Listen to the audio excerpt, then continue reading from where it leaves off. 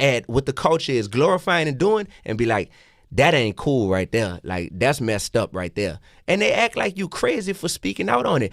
And I don't blame the 20-something-year-olds. That's why I love talking to Kodak. Or I love talking to some of the little youngest, Fredo Bang. That's my student. I was his teacher.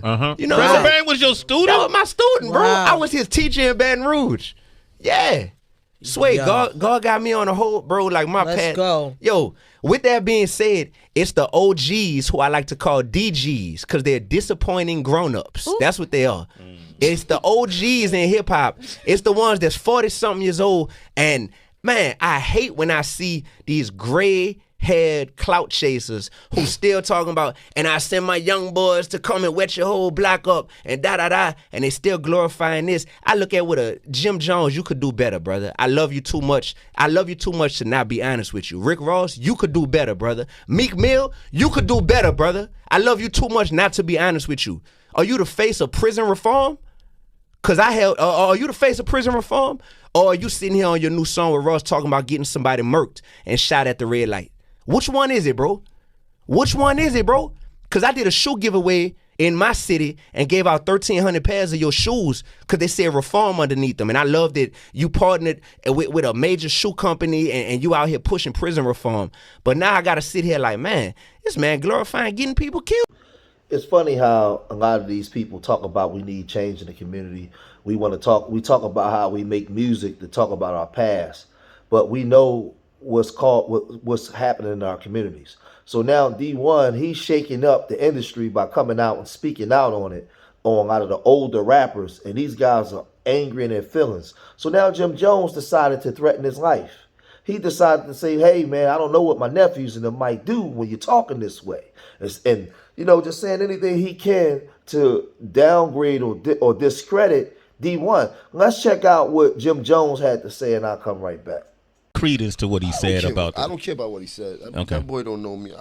I know his trick. You know, you're using my name for fame, it's all good, but you don't know me. You don't know nothing about my life. I do more in 1 month for people than he'll ever do in his whole life. You heard? Yeah. Like I really give back to the people. I don't care about none of the rhetoric he talking about. I grew up in the church. You're not gonna do none of that to me. But I really do a lot for the people. He talked about lyrics. I don't care about none of that. Okay. In a real life,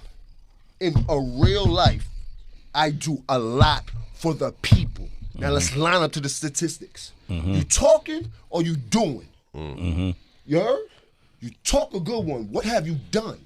Yeah. You dig? Yeah. You know what I mean? People I watch get killed that I grew up as my friends and things like that. I don't get scared straight. I stand up stronger and fight for my people and do for my people every single day.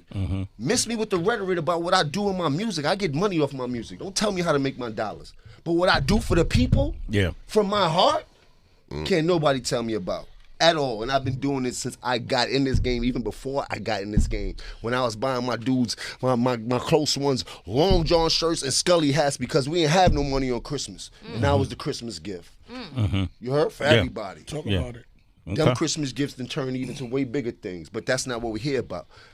I don't like to hear people mention my name, especially when you don't know me. Because that's very touchy. Yeah. You got to watch whose names you mentioning out here. You heard? Yeah. Because my little cousin might not like how you mention my name. You heard? And then he might want to slap a dread out your head just because he don't understand that you using my name for fame and he don't understand that. Yeah. There's a certain way to go about certain things when you're using certain people's names. I'm not promoting violence. Right. You heard? Say that. I'm just saying that when you do certain things, it's a reaction for every action. Yeah. And you don't know who loves me to the death that they don't want to hear nobody mention my name in no type of ill light on no type of social media or anywhere like that. You heard?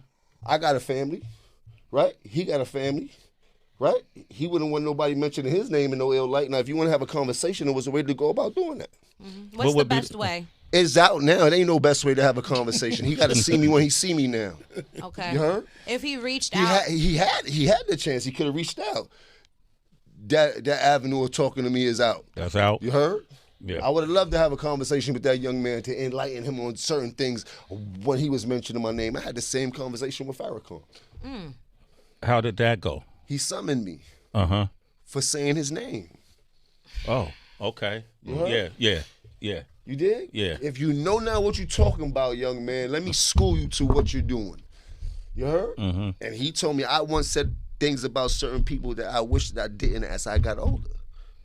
That's what the That's what honorable Farrakhan said Minister Louis Farrakhan after said. schooling me to a whole bunch of other things that he was schooling to me at that time when I had that meeting. He opened my eyes to a lot of things. Would you be open to a conversation? No. Prior. I'm talking about like if an artist wanted to talk to you. 100%. Yeah. He got in touch with me, somebody to call me like, yo, got this kid want to have a conversation with you. We think it's very important and shit like that. And yeah, we have a conversation. And afterwards, you have a conversation. You can tell people about the conversation we had and where it went. Mm-hmm. You heard? But I don't think he went about it the right way, especially not talking about like people like Rick Ross and Meek Mills and the platforms that they have that they've been helping people with. Like, I watched Meek Mill go through so much shit in this industry, including going back and forth to jail numerous amounts of times because whatever was going on with was in Philly and things like that. And on top of that, he came back out on top like a champion and started to do things for others that can't afford to help themselves in these type of situations. Mm-hmm. How could you ever talk bad about people that's doing these type of things? If you want to have a conversation with them, have a conversation with them. You talking about Rick Ross. Rick Ross has helped so many people and put so many people on how to become a businessman, how to become a business owner. Like, I watch him share that wealth. I watch him share that game. Like, I admire the way he hustles. I see where he goes. That boy don't let no money slide. Like, these are people you should look at and you could see by the example that we've been setting. Okay, yeah, our music is rough. Yeah, okay. We grew up in rough places. Mm-hmm. So when we talking about these rough places, we talking about things that we went through so you don't have to go through it. Mm-hmm. You heard? A simple person could understand that. We're not glorifying what we're talking about. These are things that we really went through. And yeah, it is music. So in a bit of music, you do get you get what you get, you heard? But we're still in the entertainment business. And if you listen to any of my music is heavy on the spiritual side from the moment I made an album on my way to church. Yeah. If you know anything about me. And I've been battling with my demons and my sins from the moment I've been born. So how you dare you talk about another person that's really trying to help people out here and help themselves at the same time? And you don't know my story. Nor do you know what the message that I'm preaching out here. So you dig? And I don't even want. I'm mad. I'm mad. I even gave this any flow because now he's gonna have a chance to go back and forth. Because I don't really care. You heard? Okay. But miss me with the bullshit. You heard? When you see me, keep your hand down. You heard? Where you from? New Orleans? Orleans. Don't play with me like that. People from New Orleans already called me. You heard? You preacher, get out of here. I'm told too. What was that, King? He told? Yeah, he told. So we ain't gonna get into that. not the I no, just want to heat him up. well, Will you snap on him? I'm like, yeah, of course. No. Look like you sell incense We all got day. other things we could go. But listen, I'll say this. He look like he sell chew sticks on 2/5 by the 4 train. Come on, let's not do that. Come on, Jim.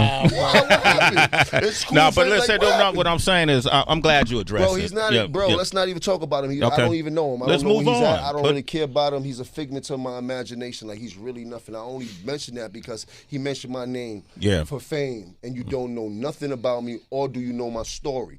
And we don't know nothing about you, young man. So for you to try to get in the game that way is wild. Jim Jones is saying these old rappers are the people we should look at and want to follow. No, we shouldn't. We should be pushing productivity in the black community. These people are making money. They're not just telling stories. They're glorifying it.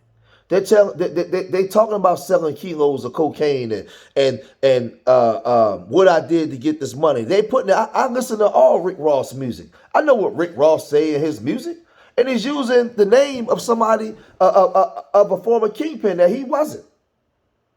I know. I come from the same city Meek Mills come from.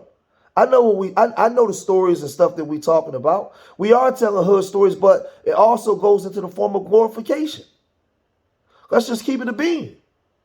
So for Jim Jones to get in his feelings, and Jim Jones has been the face of the Bloods in Harlem. He helped promote and push that. So you can say, well, I'm doing a lot for my community. I'm doing this, but you also pushing the gangster lifestyle. You haven't denounced that. You haven't came on here and said, hey man, I denounce the blood culture in Harlem, in New York. I denounce it. I don't stand with that. I stand with decent people. I stand for what my grandmother and grandfather would have stood for the development of the community. I denounce all gang violence activity, drug dealing. I denounce it all. You know why you won't denounce it? Because you won't have no career. You won't have no career. Your career is predicated on you standing on the destruction of the community. Let's just call it what it is. But I'm gonna cut this video short here. Leave your comments in the comment section. Let me know what you guys think. Remember, I love y'all. Till the next time. Peace.